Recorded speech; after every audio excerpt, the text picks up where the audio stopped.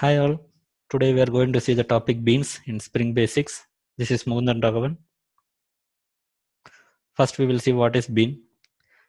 As well as in Java, all the things are objects. So bean also one of the objects. But this is something different. A bean is an object that is instantiated, assembled and managed by a Spring container. What does it mean?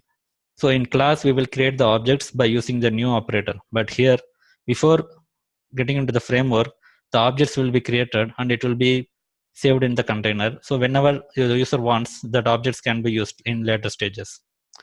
So as you see in the diagram, you can see number of beans and it is contained in the jar. It is the same replica in our framework. So whatever the objects you need at runtime, that all the objects will be created earlier only and it will be saved in the container. The same way it will be saved in the Spring container, all the objects.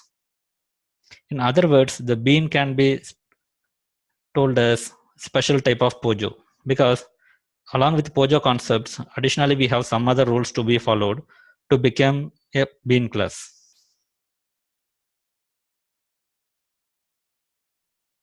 So let's see, what is the criteria for a class to be a bean?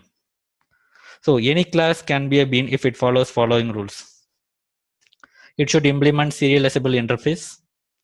Field should be private. Field should have getters and setters method or both. And no argument constructor should be there in a bean. Fields should be accessed only through the constructors and getter and setter methods. So these are the rules along with POJO rules. We need to follow this. So the class will become a bean.